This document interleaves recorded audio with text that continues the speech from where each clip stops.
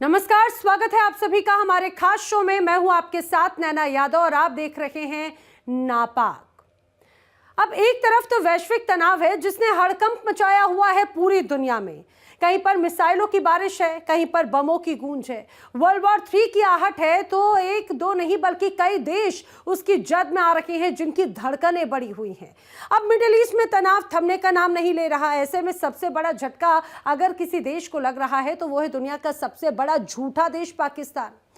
पाकिस्तान अपनी इन दिनों गरीबी की सभी हदें पार कर चुका है। पाकिस्तान पैसे खत्म होते ही अपना कटोरा हाथ में लेकर पहुंच गया सऊदी अरब और मांग ली चंद पैसों की भीख। बताएंगे कैसे। दूसरी तरफ पाकिस्तान को इस तंग हालात में आईएमएफ से भी झटका लग गया, यानी पाकिस्तान का हाल ऐसा जैसे गरीबी में आटा गीला।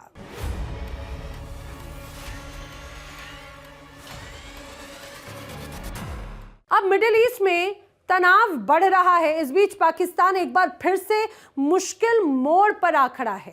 एक तरफ ईरान के मिसाइल और ड्रोन हमले, दूसरी तरफ सऊदी अरब का दबाव और इसी बीच पाकिस्तान की कमजोर होती अर्थव्यवस्था। लेकिन पाकिस्तान के दो कंगाल आकाओं को कोई टेंशन नहीं है, क्योंकि उनके पास में एक कटोरा है जिसे वो हर बार निकाल कर खड़े हो जाते हैं।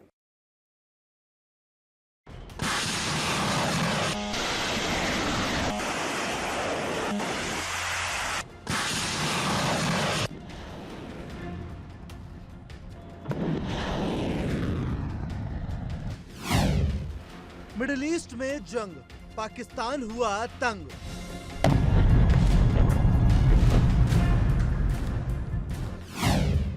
ईरान से टकराव, शहबाज मुनीर हुए कंगाल।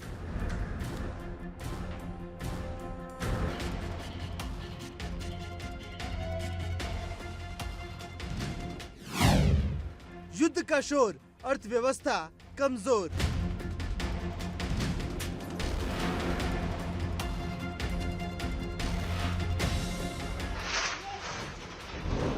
युद्ध से दुनिया हैरान है, परेशान है। हर तरफ हाहाकार मचा हुआ है। हर ओर तेल और आर्थिक संकट की गूंज है। लेकिन ज्यादातर देश अपने आर्थिक स्थिति को स्थिर रखने के लिए नई नई रणनीतियां तैयार कर रहे हैं। कहीं भंडार का इस्तेमाल किया जा रहा है तो कहीं अपने सहयोगी देशों से मदद ले रहे हैं और अपने देश की स्थिति को बिगाड़ने से बच रहे हैं।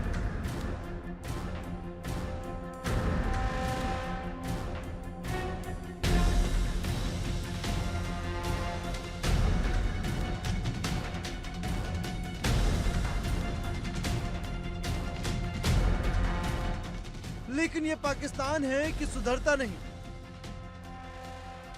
जी हाँ, न पानी है, न तेल है, न पैसा है, न खाने को दाना है, फिर भी गर्व से सीना चौड़ा है। क्योंकि ये पाकिस्तान है, क्योंकि इनका काम है पैसे खत्म होने पर हाथ फैला लेना।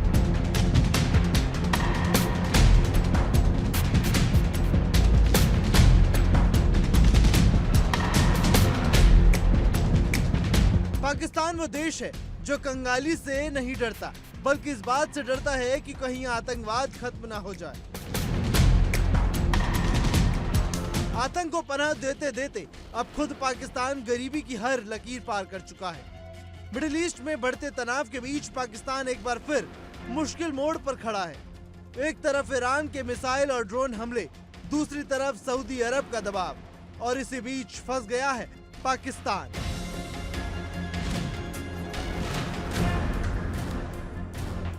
पाकिस्तान के प्रधानमंत्री शहबाज शरीफ रियाद पहुंचे और वहां उन्होंने सऊदी क्राउन प्रिंस मोहम्मद बिन सलमान से मुलाकात की। इस मुलाकात में पाकिस्तान ने सऊदी अरब के लिए अटूट समर्थन का भरोसा जता दिया। लेकिन सवाल ये कि क्या आर्थिक रूप से टूट चुका पाकिस्तान किसी नए युद्ध का बोझ उठा पाएगा?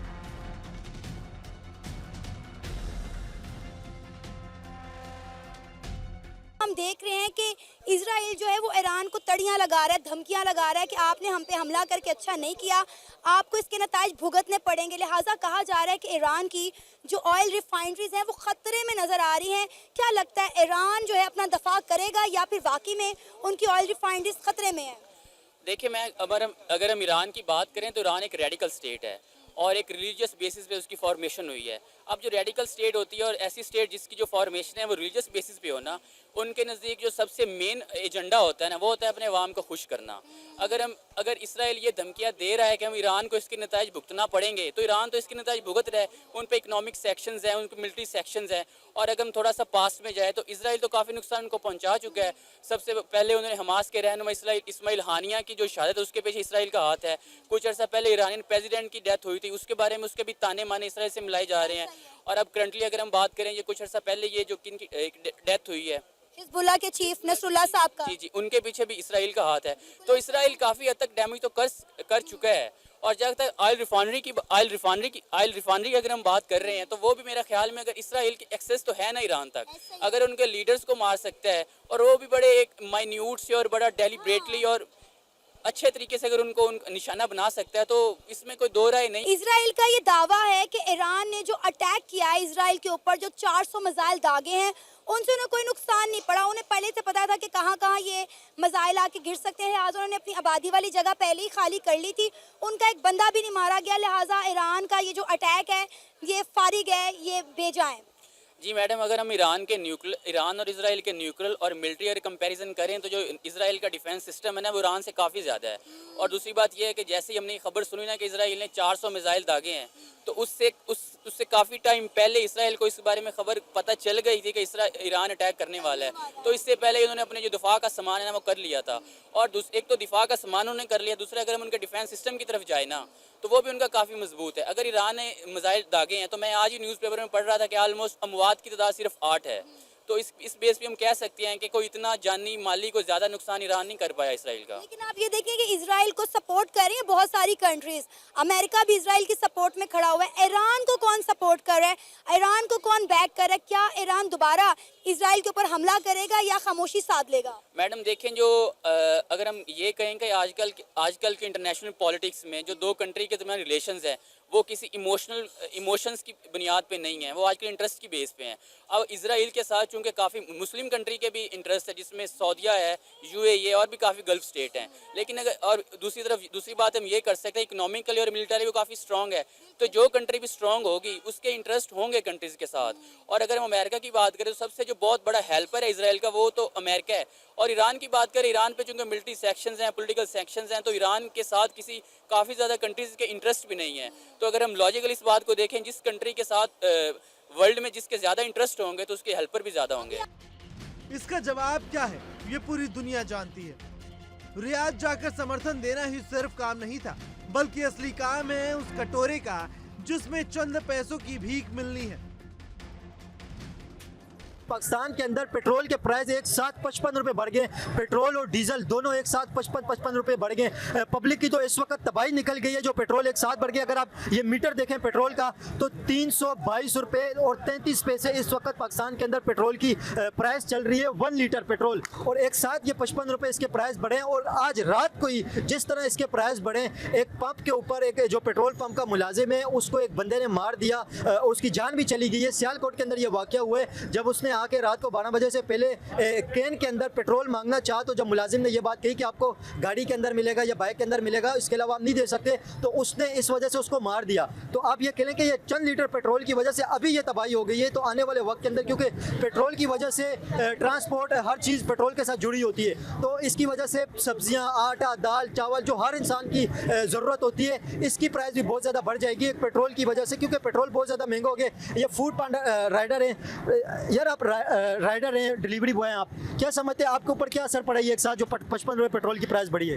यार असर तो बहुत बुरा ही पड़ा है, इसलिए क्योंकि वैसे ही काम धंधा नहीं है रमज़ानों की वजह से, और इन्होंने 55 रुपये पेट्रोल में बढ़ा के हमारा तो बुरा हाल कर दिया। हमारे पास तो बोलने के लिए कोई अल्फाज ही नहीं है, हम गरीब बेचारे क्या करेंगे।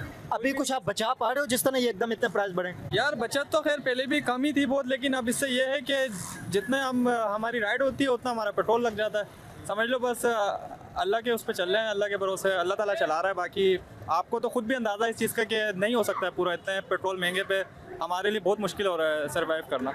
देखिए आपको तो ये जो राइडर होते हैं उनको तो डायरेक्ट इसका अफेक्ट होता है और डायरेक्ट उनका असर होता है। ज़ाहिर है जो बाइक चलाते हैं या जो गाड़ियों में ट्रैवल करते हैं या जो बिज़नेस के लिए गाड़ियाँ इस्तेमाल करते हैं उन्हें तो एकदम इसका असर होता है। और भी काफ़ी सारे लोग यहाँ पे पेट्रोल डलवाने के लिए आए हैं, उनसे बात करेंगे लोग क्या कहते हैं पेट्रोल के हवाले से। यार थोड़ा सा पेट्रोल के जो प्राइस बढ़े क्या कहेंगे इसके हवाले से? एक साथ 55 रुपये पेट्रोल डीजल पे बढ़ गए। एक साथ ही बम मार दो भाई। नहीं बम तो अभी मिडल ईस्ट के अंदर चल रहे हैं, यहाँ पे आवाम के ऊपर भी पाकिस्तान में बम चल गए। बात ये है कि वो मार चुके हैं, बस फर्क ये है कि ये मारे जा रहे हैं। वो एक दफ़ा मार चुके हैं, ये मुसलसल मार रहे हैं। तो क्या समझते हैं आप रशिया ऑयल पाकिस्तान को लेना चाहिए? क्योंकि इंडिया भी अभी 30 दिन के लिए रशिया का ऑयल लेगा, जिसकी वजह से प्राइस थोड़ा सा कम हो जाएगा। पाकिस्तान के अंदर भी रशियन ऑयल आना चाहिए क्योंकि अभी ये पाकिस्तान के अंदर पेट्रोल और डीजल मिडल ईस्ट से आता है, सऊदी अरब, कतर, ओमान, सबसे ज़्यादा सऊदी अरब से आता है। तो रशिया से अगर पाकिस्तान भी ऑयल खरीदेगा थोड़ा प्राइस यहाँ पे भी कम हो जाएंगे। यहाँ कुछ भी कम नहीं होगा, सिर्फ वो जो कम होगा गवर्नमेंट के लिए कम होगा, उनकी जेब में जाएगा। इस बैठक में पाकिस्तान ने सऊदी अरब के साथ खड़े रहने का वादा किया और क्षेत्रीय शांति के लिए मिलकर काम करने की बात कही। दिलचस्प बात तो ये है कि इस मुलाकात में पाकिस्तान सेना प्रमुख असीम मुनीर भी पहुंचा था। असीम मुनीर एक हफ्ते में दूसरी बार रियाद पहुंचा है। पिछले दिनों उन्होंने सऊदी रक्षा मंत्री खालिद बिन सलमान से मुलाकात की थी।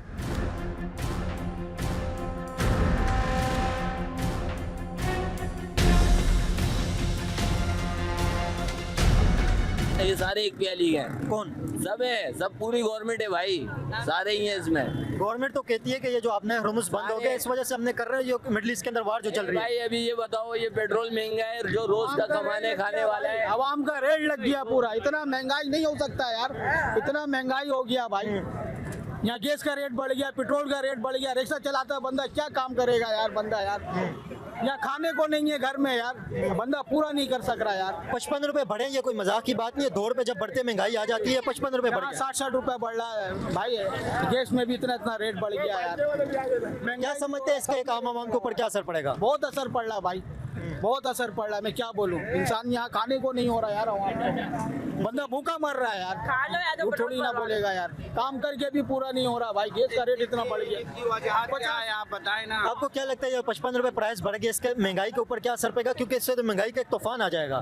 तूफान तो आएगा ना, बाइकें जो चला रहा है उसके लिए तूफान, उसके लिए कहाँ जाएगा? एक दिन का जो 1000 रुपये कमाने वाला उसके लिए तो अजाब बन गया ना, हुकूमत ने अजाब बना दिया। बाइकें जो चला रहे हैं वो तो एक साइड पे हो गया ना, बाइकें चला रहे हैं उसके ऊपर तो असर पड़ेगा डायरेक्ट, क्योंकि वो बाइक चला के पेट्रोल डलवा के पैसा कमाते हैं। जो इंसान अभी ट्रेवल करते हैं ट्रांसपोर्ट से, जो हर चीज़ ट्रेवल होती है ट्रांसपोर्ट से ही होती है। कुछ भी आप अनाज ले ले, दाल ले ले, आटा ले ले, सब्जियाँ ले ले, फ्रूट ले ले, कपड़े ले ले, चप्पल ले, हर चीज़ ट्रांसपोर्ट से होते हैं, उसका कनेक्शन जुड़ा हुआ होते हैं। क्या समझते हैं इससे जो आम आवाम के ऊपर जो महंगाई का तूफान आएगा उसका लोगों के ऊपर क्या असर पड़ेगा? गवर्नमेंट अगर पैसे बढ़ाती है तो आवाम की सैलरियाँ भी बढ़ाए। मैं तो सीधी सी बात यही कहूँगा, क्योंकि पेट्रोल जब बढ़ रहा है तब लोगों की सैलरियाँ भी बढ़ाए ताकि उसको अफोर्ड कर सकें, उसका सामना कर सकें। गवर्नमेंट कह रही है कि ये ईरान और अमेरिका की जो जंग चल रही है ये इस वजह से बढ़ा है प्राइस। ईरान और अमेरिका की जंग चल रही है, तो लेकिन हम जो सेल टैक्स दे रहे हैं उसका सारा सब कुछ कहाँ जा रहा है? वो कहाँ जा रहा है फंड? जो हम लोग इतना टैक्स दे रहे हैं, गरीब आदमी सब कुछ कर रहा है, यहाँ पर कुछ भी नहीं है मिल रहा कुछ गरीब। आपको पता है जो आलमी मंडी है उसके अंदर 1 बैरल कितने रुपए को हो गया ऑयल?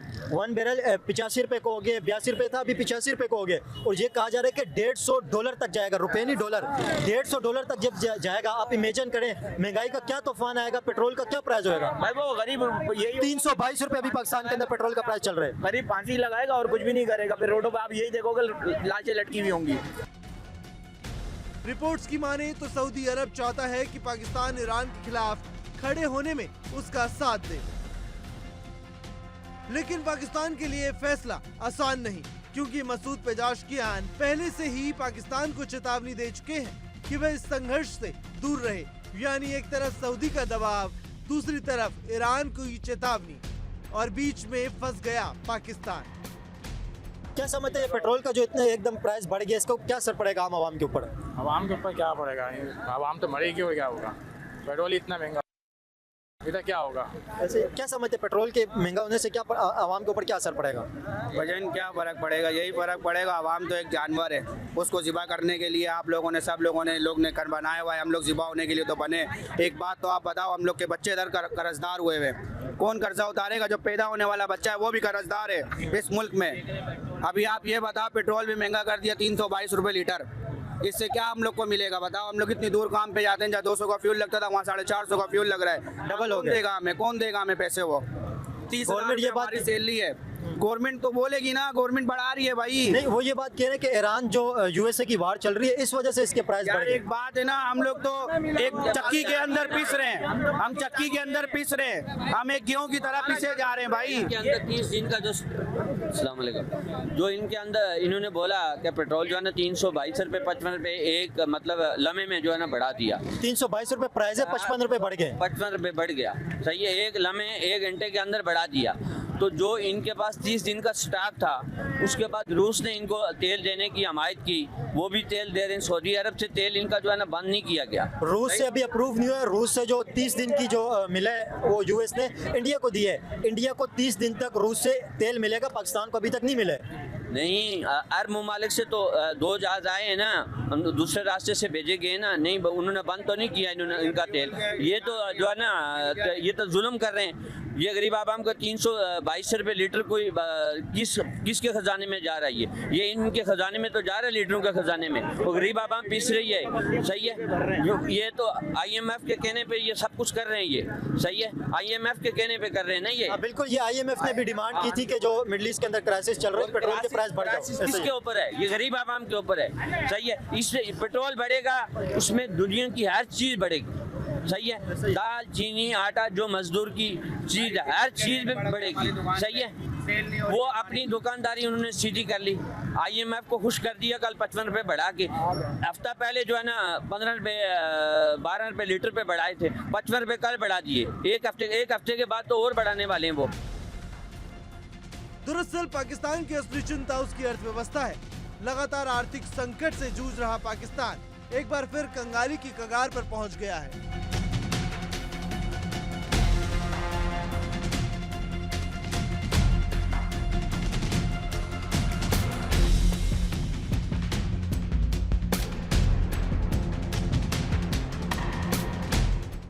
विदेशी कर्ज बढ़ता जा रहा है, विदेशी मुद्रा भंडार दबाव में है और वैश्विक तनाव के कारण तेल की कीमतों में उछाल ने पाकिस्तान की मुसीबतें बढ़ा दी हैं।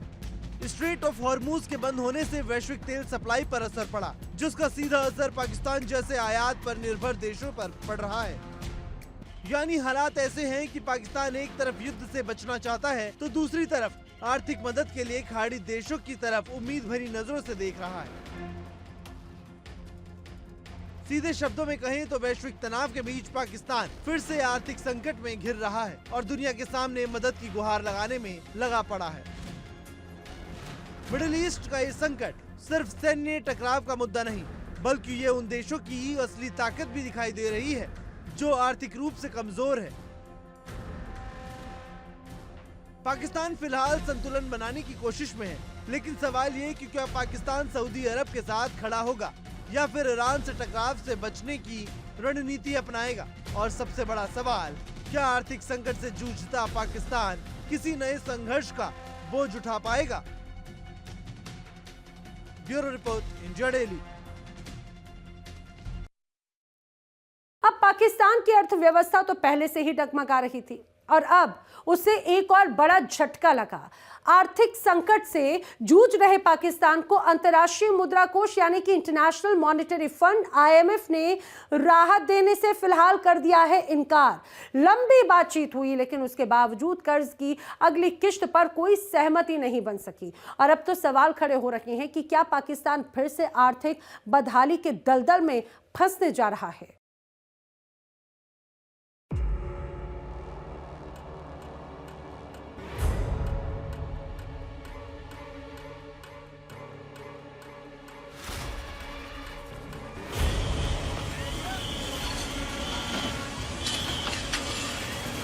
कर्ज, संकट और अब बेबसी। पाकिस्तान की कमजोर होती अर्थव्यवस्था को एक और झटका तब लगा जब इंटरनेशनल मॉनेटरी फंड के साथ उसका स्टाफ लेवल एग्रीमेंट नहीं हो पाया।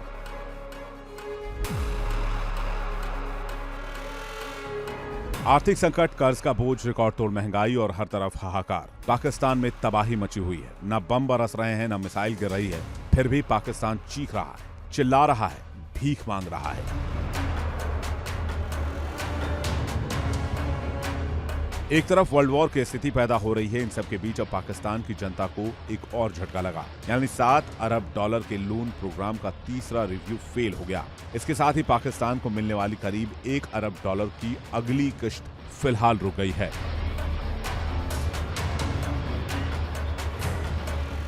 IMF मिशन प्रमुख इवा पेट्रोवा ने साफ कहा कि बातचीत में कुछ प्रगति जरूर हुई है, लेकिन अभी कई अहम आर्थिक मुद्दों पर सहमति नहीं बन पाई है। IMF को पाकिस्तान के बढ़ते राजकोषीय घाटे और कमजोर आर्थिक नीतियों पर गंभीर चिंता है। यानी साफ शब्दों में कहें तो दुनिया का सबसे बड़ा कर्जदाता भी अब पाकिस्तान की आर्थिक हालत पर भरोसा करने से हिचक रहा है।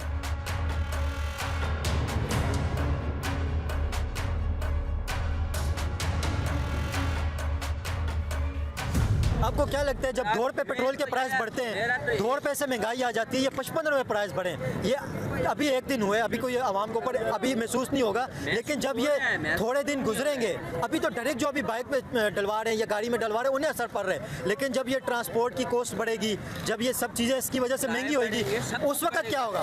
बढ़ गया किराए, रात 2-3 दिन तक ये सबको पता चल जाएगा क्या तबाही आने वाली है। ये 2-3 दिन के किराए सब बढ़ गए, सब चीजें बढ़ाएंगी। 2-3 दिन में क्या, 2-3 दिन इन्होंने 7 दिन का टाइम रख दिया।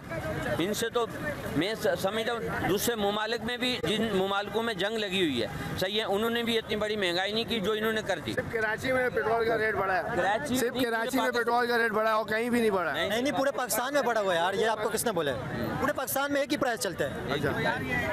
ये ईरानी पेट्रोल जो आ रहा है 220 रुपए लीटर, ये कैसे आ रहा है? फिर ये स्मगल हो क्या आ रहा है चोरी छुपे? तो स्मगल हो रहा है, तो स्मगल करने वाला कौन है? ये कैसे हो रहा है ये स्मगल? हम स्मगल करते हैं, स्मगल कहते हैं बुरेसिंग करना, इसे बुरेसिंग कहते हैं। कहने की बात अभी क्यों हो रहा है ये पेट्रोल स्मगलिंग नहीं होना चाहिए ना। आवाम पागल हो रही है महंगाई की वजह से, क्या कर सकती है? पागल हो गई है कहाँ से? अभी आपको पता है पिछले दिनों एक रिपोर्ट आई है, पाकिस्तान के 9 करोड़ लोग पागल हो गए, उन्हें मेंटली डिस्टर्ब है। एक शायद मैं भी शामिल होऊंगा। हामिद मीर की ये रिपोर्ट है, देखिए आपने? नहीं, मैंने फिलहाल रिपोर्ट नहीं देखी। आपके कहने के मुताबिक शायद मैं भी एक पागल होऊंगा। 9 करोड़ की आवाम में एक पागल मैं भी होऊंगा। सब पागल हो रहे हैं, आप मैं जितने भी खड़े हैं सब पागल हो रहे हैं। 30,000 पाकिस्तानी तो पागल ही हो गए। 50,000 रुपये महीना खर्चा हो जाता है, 25,000 वो कर्जदार हो जाता है। वो कैसे हो रहा है कर्जदार? इसकी टोपी ईसा को सर, ईसा की टोपी मूसा के सर, ऐसे पहना रहा है वो। ये काम चल रहा है और क्या करे बंदा? क्या समझते हैं एक साथ 55 रुपए जो प्राइस बढ़ गए, इससे जो डिजास्टर आएगा, आपको क्या लगता है? गरीब इंसान तो सब्जी भी नहीं खरीद पाएगा, आटा भी नहीं खरीद पाएगा। भाई आने वाले वक्तों में यही होगा, गरीब आवाम के बच्चे ना डकैत और चोर बने हुए होंगे, और क्या होगा? पैसों वालों का क्या, वो सुकून से एसी में सो रहे हैं, सुकून से उठ रहे हैं। हाँ, वो नहीं पकड़ा जाएगा। वो जो बच्चा पैदा होकर डकैत चोर बन रहा है ना, वो पकड़ा जाएगा। स्मगलिंग का पेट्रोल नहीं पकड़ा जाएगा। हालात इसलिए भी गंभीर हैं क्योंकि पाकिस्तान पहले से ही भारी कर्ज के बोझ तले दबा हुआ है। प्रधानमंत्री शहबाज शरीफ सरकार आर्थिक विकास की बात तो कर रही है, लेकिन IMF का कहना है कि पाकिस्तान की अर्थव्यवस्था अभी तेज विकास का बोझ उठाने की स्थिति में नहीं है। आसान भाषा में समझें तो जिस देश का खजाना पहले ही खाली हो, वो कैसे विकास के सपने देख सकता है?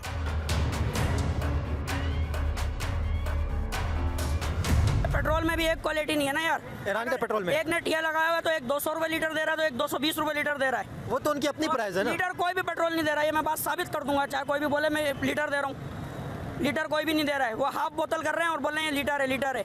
वरना लीटर वाली बोतल ले लो, पंप से आप नापो पेट्रोल, पंप से लगवाओ लीटर और वो लीटर डलवाओ, फर्क आपको पता चल जाएगा कितना पेट्रोल में फर्क है। वो लीटर वाली बोतल नहीं, वो छोटी बोतल है, और 900 ml की बोतल है, उसमें भी वो इतनी खाली दे रही। आप क्या समझते हैं ईरानी जो पेट्रोल है, इससे आवाम को कोई रिलीफ मिल सकता है? क्योंकि वो 20-30 रुपए सस्ता मिलता है। रिलीफ नहीं मिल सकता आवाम को। क्यों मिलेगा आवाम को रिलीफ? क्योंकि वो ईरानी पेट्रोल तो हम सबकी जान ले रहा है। वो गाड़ियों में काम निकालेगा, हर चीज़ निकालेगा, इंजन में काम निकालेगा। मैकेनिकों के पास जाओ, जो हम इंजन 4,000 में तैयार करा देते हैं, अभी मैकेनिक बोलता है 12,000 रुपये में इंजन तैयार हो रहा है। 1000 रुपये इंजन में लग रहा है। लेकिन कुछ लोग कहते हैं कि ईरानी पेट्रोल की क्वालिटी बहुत अच्छी होती है। नहीं, ये बात मैं नहीं मानता भाई। तकरीबन हमारे यहाँ बाइके वाले भाई भी खड़े होंगे, आप उनसे भी पूछ सकते हो। वो बेचारे यहाँ से सवारी उठाते हैं, मैं रोजाना देखता हूँ, मैं खुद रिक्शा चलाता हूँ, मैं खुद देखता हूँ यहाँ बाइके वाले भाई खड़े होते हैं हमारे। पेट्रोल पे चलाते हैं? नहीं, LPG पे चलाता हूँ। आज का रेट मैंने 340 रुपए किलो डलवाई है LPG। LPG भी कतर ने बंद कर दी है, वो भी अभी LPG भी नहीं मिलेगी, वो बंद हो गई। कतर से जो आती थी पाकिस्तान को, वो भी बंद हो गई। इस्तेमाल होते हैं 330 रुपए का, जो इस्तेमाल होते हैं घर में। हमें ये सहूलियत है कि भाई 330 रुपए पे आप गैस खरीदो, तो जब पैसे होंगे तो खरीदेंगे ना। जब महंगाई इतनी ज़्यादा होगी तो बंदा कहाँ से खरीदेगा? चलो एक अमीर है, उसके 1 लाख रुपए सैलरी है, वो बाहर से गैस डलवा देगा। गरीब के घर में आपको पता है 1 लाख रुपए पाकिस्तान के अंदर कितने लोगों की सैलरी है पता है आपको? वो तो गवर्नमेंट चंद हज़ार या चंद लाख होंगे जिनकी 1 लाख रुपए सैलरी है। ज़्यादातर तो लोग 30,000, 40,000, 25,000 इतने रुपए से कमाते हैं। गरीब लोग भी है जिन लोगों के एक टाइम का खाना होता है, दूसरे टाइम का कुछ पता ही नहीं होता। और अभी और तबाही आएगी, और तबाही आएगी। मैक्सिमम तकरीबन लोगों की तनख्वाह 37,500 चल रही है तकरीबन लोगों की, और बेचारे जो ओवर टाइम लगा रहे हैं, जैसे ओवर टाइम लगा लिया, पार्ट टाइम काम कर लिया, तो वो 40 से 45,000 रुपये तनख्वाह बना रहे हैं अपनी। इसके अलावा वो नहीं बना रहे। आप यहाँ से अंदाजा लगा लो, मस्दा में जाने तो आप उनका कह रहे हैं जिनकी सेटल जॉब है, लेकिन ज़्यादातर आपको पता है 25-20 हज़ार रुपये भी लोग कमा रहे हैं। नहीं, 20,000 बॉस वो वही कमा रहा है जिसका बाप। तो ये पाकिस्तान के हालात हैं जो अपनी जनता को, अपनी आवाम को भूखी मरने को छोड़ सकता है, लेकिन पाकिस्तान आतंकियों का साथ नहीं छोड़ सकता। यही वजह है कि आईएमएफ ने जब मॉनिटरिंग की और उसमें यह पाया कि उसकी तरफ से जो फंड दिया जाता है वो आम जनता की सेवा या उनके इस्तेमाल के लिए नहीं होता, बल्कि वो उन चीज़ों के लिए इस्तेमाल होता है जो वहाँ की जनता का शोषण करता है या फिर आतंकियों को सपोर्ट करता है। और इसीलिए इस बार एक बार फिर आईएमएफ से तगड़ा झटका मिल चुका है पाकिस्तान को, और ये झटका उसके लिए बहुत ज़्यादा इसीलिए होने वाला है क्योंकि एक बार फिर वो महंगाई के दलदल में जाता हुआ नजर आता है। और ईरान इजराइल का ये युद्ध अगर किसी को सबसे ज्यादा डुबो रहा है तो वो है नापाक पाकिस्तान। यहां पर वक्त एक ब्रेक का, लेकिन इंडिया डेली पर खबरें आगे भी जारी हैं। देखिए इंडिया डेली 24/7 अब आपकी स्मार्ट टीवी पर। इंडिया डेली मौजूद है सभी डिजिटल प्लेटफॉर्म पर लाइव और लगातार। इंडिया डेली 24/7 हर दिन राष्ट्र को समर्पित।